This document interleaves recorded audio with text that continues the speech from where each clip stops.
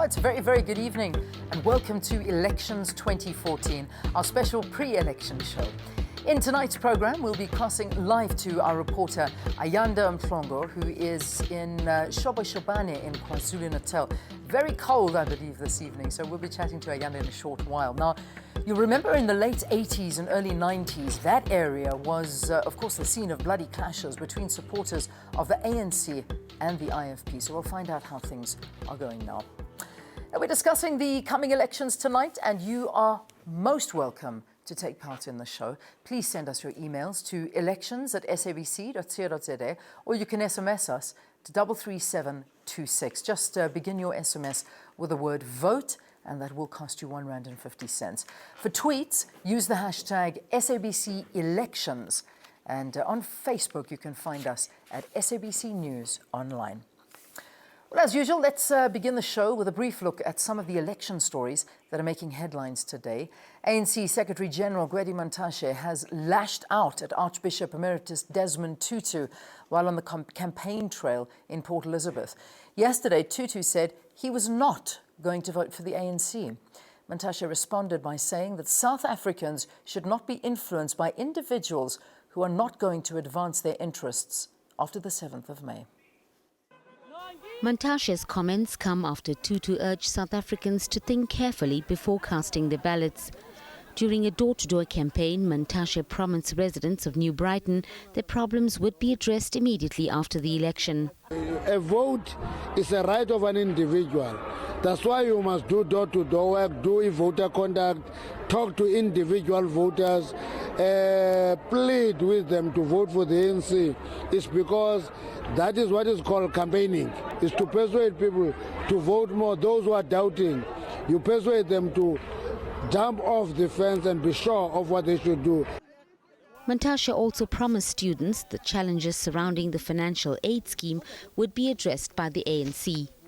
COPE President Mosiwa Lekota says his party has a better chance of snatching the Eastern Cape from the ANC than it had 5 years ago. He was speaking at a campaign rally in Queenstown as part of his Eastern Cape offensive. Lekota will wrap up his campaign at a rally in Port Elizabeth tomorrow. When we went into the elections in 2009, we had no structures on the ground. Today we've got branch, regional, provincial and even national structures democratically elected, everything set in place. The problems which we have defeated, and we are out of the woods now. DA leaders had a busy morning launching the party's final election poster in Cape Town.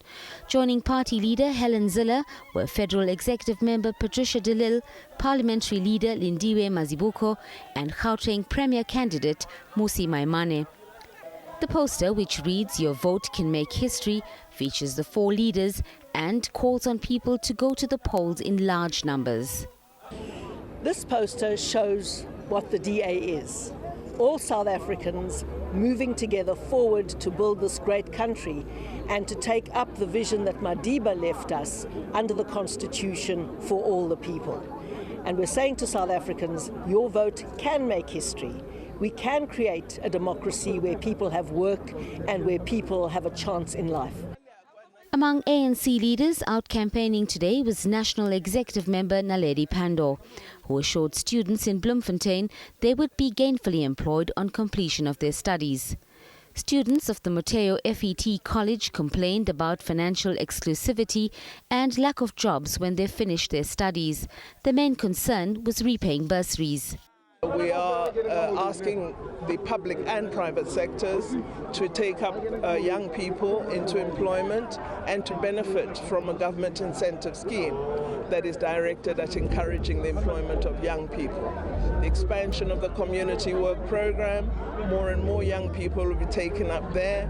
In the public service, internships will be increased in order to absorb young people and give them early experience in work so that they're then able either to start their own enterprises as well as to find permanent employment.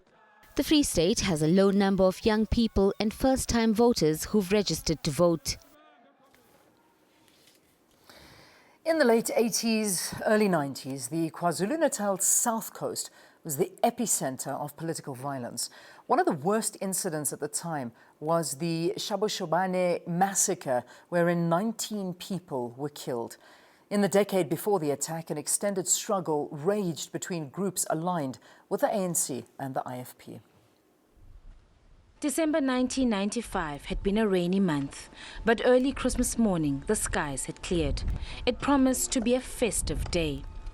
Little did the people of the small, lush village know that death was lurking in the hills, and with little warning, it descended.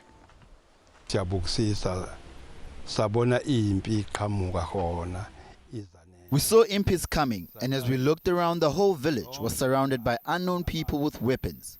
We then realized that our lives were in danger.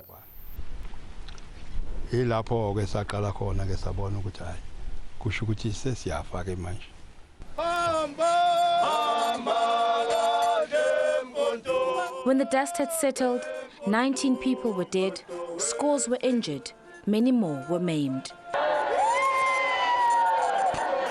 The massacre brought the province to a standstill. The world was shocked. It had been less than 2 years since South Africans had gone to the polls, its democracy still young. Many abandoned their homes and fled, never to return. Others forced by the military to leave for their safety. And even though they had endured immense physical pain, others simply couldn't turn their backs on their birthplace forever. Mama Nyawa's husband had been bludgeoned to death as she watched helplessly. She returned a widow with 5 children.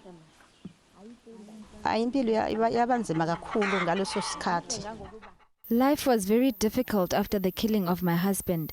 We were forced to bury my mother-in-law in Durban because it was too tense here. 3 years after the massacre, the late former President Nelson Mandela spoke about the pain suffered by the community. He said, "The name of Shobashobane recalls one of the most gruesome experiences of a province that has suffered untold and unnecessary pain as a result of political conflict and intolerance. It brings to mind the men, women and children who died in that incident, the families displaced and the children left homeless. It reminds us of how conflict and tension only worsened the poverty that gripped the area." 19 years later, this is Shobashobane today. It's now the model for peace and harmony in KZN. While the wounds have not completely healed, these people have slowly put the past behind them. But the well-being of the youth, many of whom are now orphans, is a major concern. Most are uneducated and jobless. Jobs are too scarce here in Shobashobane. We appeal to the government to come up with projects that would benefit the children of this place. This memorial site stands as a stark reminder of the community's loss. Despite their pain and anguish, people here have moved on. But with the hope that never again will they experience what they had to endure on Christmas Day, 1995. Ayanda Mhlongo, SABC News, Shobashobane. All right, let's get more on that story now. That's a big thank you to Ayanda for that report. And as we've just heard in the insert, Shobashobane has come a very long way since that fateful day 19 years ago. Ayanda, what's happened since then? What is the area like now?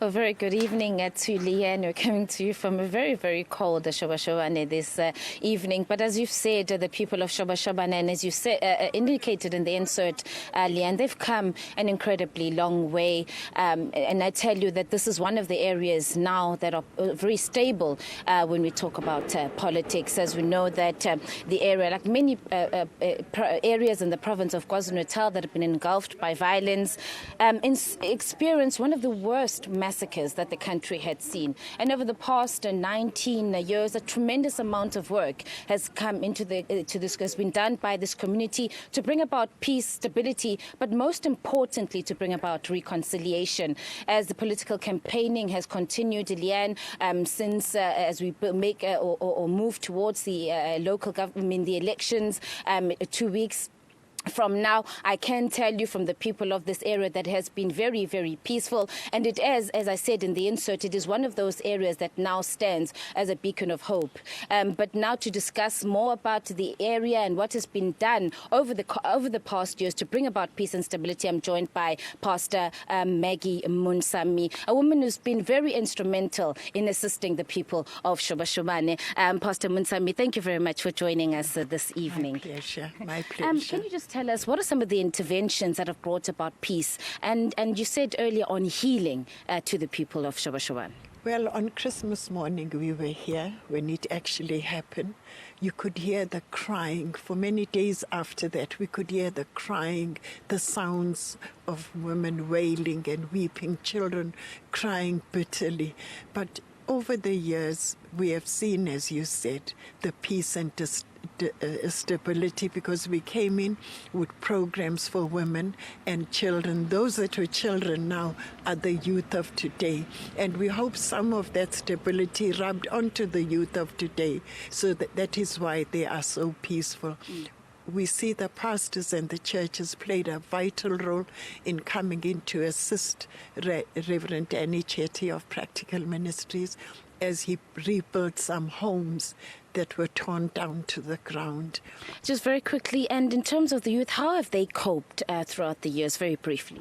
I think it's strong household, strong parenting, and strong leadership, even with the church, that this message was inculcated, and Practical Ministries coming in with their youth programs to speak to the then children ongoingly till they are now youth. The problem that I just foresee now is that the youth are unemployed, and that causes a bit of hurt. Okay. Pastor Munsami, thank you very much for joining us. Pastor Maggie Munsami has been very instrumental in working with the people of Shobashobane Liane over the years, and I can tell you that with the upcoming election, people here are very, very optimistic. It is a very peaceful area now, and they're all very much eager and looking forward to the upcoming election. Liane, unfortunately, that is all we have time for here at Shobashobane, so it's back to you in the studio. Ayanda, thank you very much. Apologies to the viewers for the break there in the picture. As you saw, we're coming live from Shobashobane, and Ayanda Mhlongo reporting from that area in KwaZulu Natal. All right, thank you so much for your emails, your tweets, your Facebook messages. Let's take a look at a couple of them that have come through this evening. The first one is from Golani saying there must be constructive engagement and dialogue among political parties and condemn political intolerance. Thanks very much, Golani, for sending that in. Timothy saying, my vote, my responsibility, your vote, your responsibility. Take your responsibility on the 7th of May 2014. Love your Mzansi and vote. Nice one, Timothy. Very nice one. SABC elections, that's the hashtag you must use when you tweet, and we'll read out your tweets live on the program. Let's take a break. More right after this. Stay tuned.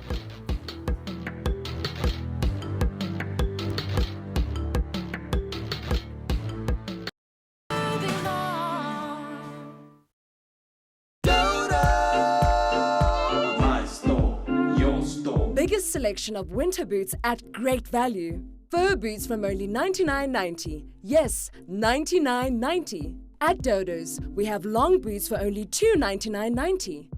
And high fashion boots from only $259.90. Hurry in now.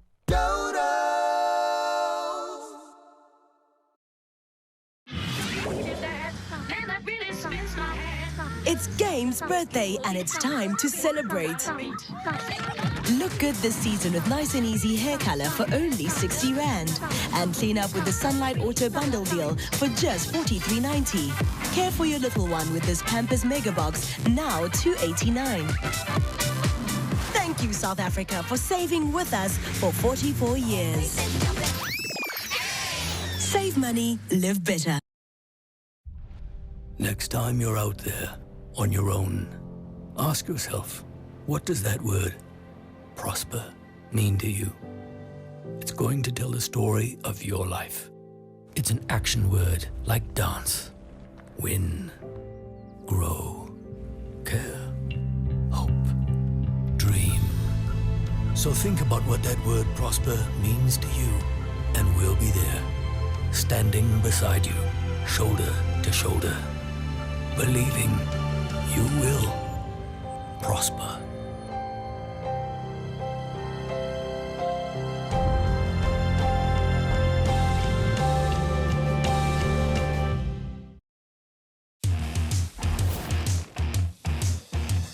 Go for 100% or nothing. Go for the straight-up combo from Steers. 100% flame grilled burger, chips, and a Coke for $35.90. Steers, flame grilled, it just tastes better.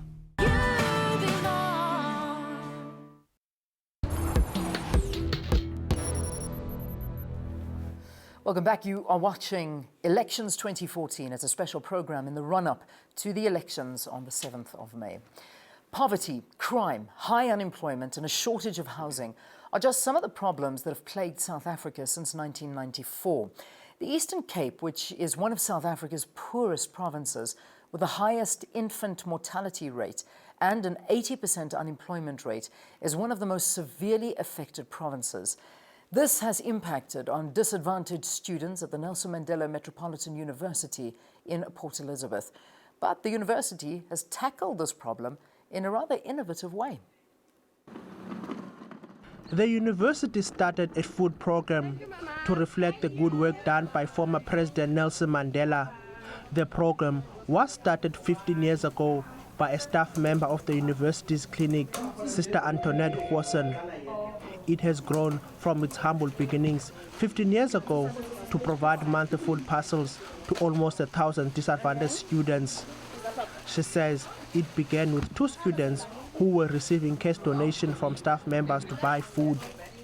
Hawson says she then identified a large number of students who were attending classes on an empty stomach. Yes, it's not nice, and it's not only inhumane, but I also believe it's criminal to think that we would want a student to study, we would want them to graduate, contribute to society one day, but yet for 3 years they must do all of that without eating.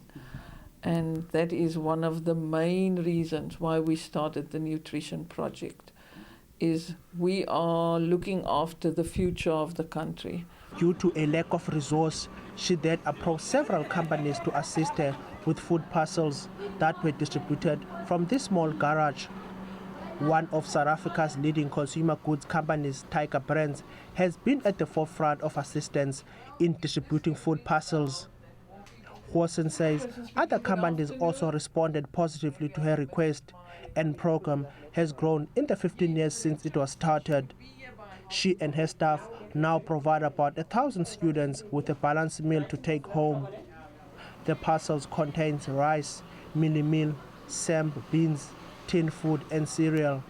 Never ever had one person abuse the system. We've only had very positive responses. We've had many of them write beautiful letters saying thank you for a little bit of food that assisted them to stay up late at night to study.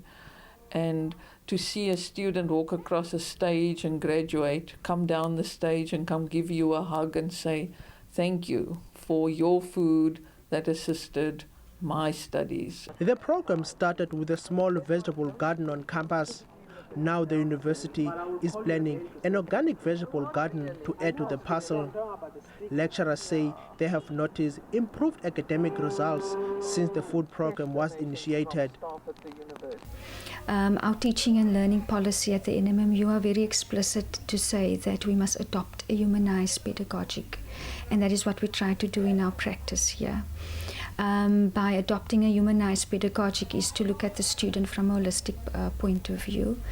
I've seen how that nutritional packet, what they get on a monthly basis from the health clinic, makes a difference, because my job basically is to help them study, is to help them pass, is to help them succeed and go through their first year not failing modules. And I have seen by having the support to students that it does make a difference. I see it in their well-being. The program has also been expanded to other NMMU campuses at George, Missionville, and the South Campus. We come from different backgrounds. Our parents cannot afford to provide funds for us for everything. NSFAS is not assisting us. We don't have money to buy lunch during intervals. This project is going to assist us to concentrate in class. Because when I started last year, and NSFAS sometimes did not give us our food money. And then we used to come to the clinic, we sign, and they look at our backgrounds if NSFAS is providing or not. And then they give us food, and then we come. And it helps a lot of students, not only one staying in campus residences, also us staying at off-campus residences as well.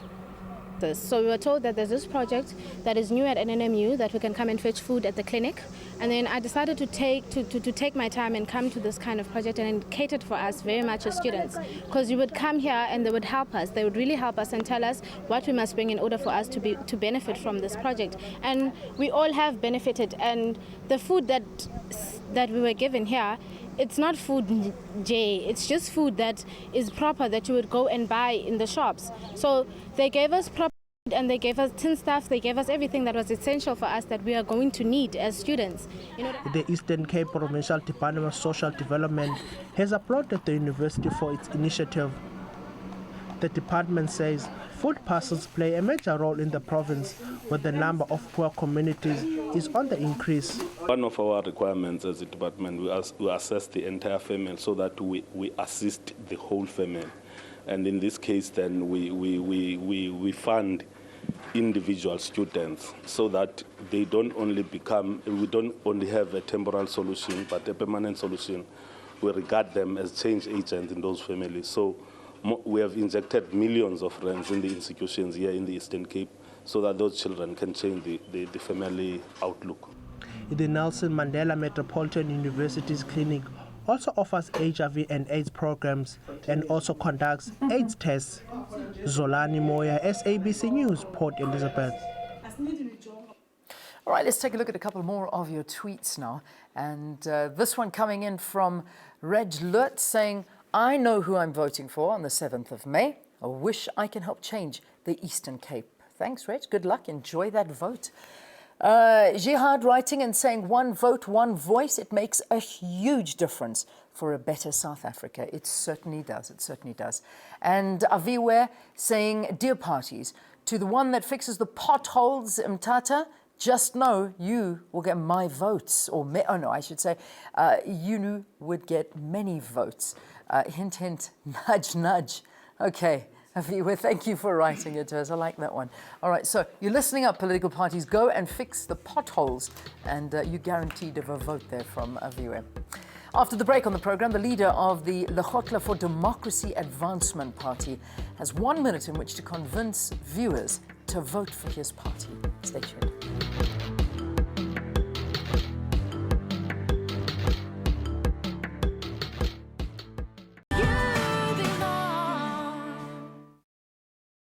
Don't miss this huge deal. Double bed blankets for just $79.99. But hurry, offer starts this Friday and stocks are limited. Only at Pep. Best prices and more. If the quarter pounder with cheese was going to run a marathon, it wouldn't even train. It would think, I'm 100% beef and 2 slices of cheese. I taste great. I can do this. Then it would just show up on race day in tiny shorts and give it a go. It wouldn't even bother stretching, just to mess with you. The quarter pounder with cheese. It's cheese and beef and cheese. And that's what's up.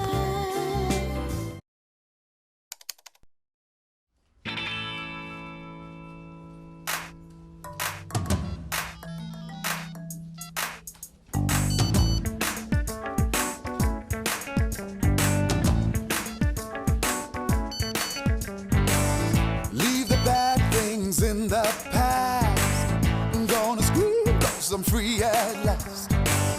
Time to seize my liberty. I'm moving on, I'm moving on, I'm moving on, yeah! Hey!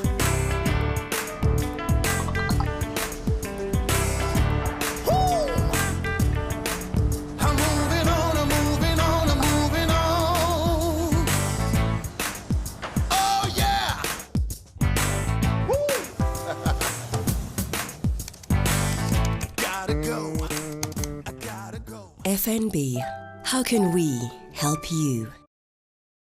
Join Pep Club and you could be one of 1,000 winners every day. Simply swipe your card every time you shop at Pep to earn 1 lucky for every rand you spend. Because every lucky you spend gives you a chance to win. To use your luckies, dial this number for free and enter competitions for a chance to win amazing prizes. With Pep Club and Pep, best prices and more.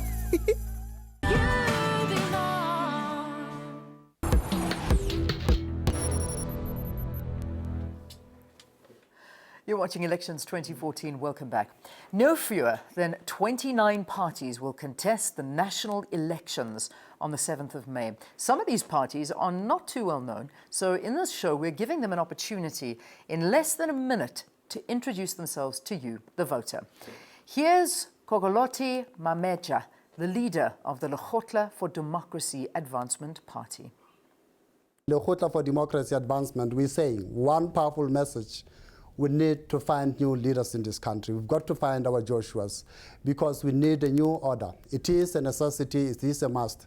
South Africans must understand that as a country in the past 20 years, we haven't gone the distance in terms of redress programs. So there's much work to be done. We need to acknowledge that as a people, as a nation. In Lekgotla for Democracy Advancement, we have conceptualized the Democracy Restoration Program, the DRP, which features a flagship project of good governance. We also are saying Mogorogoro concept, which is a social compact, it's also a philosophy that teaches selflessness. But all we're saying is South Africa need to find time to reflect and find time to observe. And this time is time when we can use to redeem ourselves as a people, find a party that can be able to serve the needs of the people. All right, that was the Lekgotla for Democracy Advancement Party leader, Kokoloti Mameja, stating the case for his party. That is a wrap for this evening, and indeed for the week, actually. We'll be back with more election news next week, Tuesday at 6 o'clock. Have a wonderful evening, and until then, bye-bye.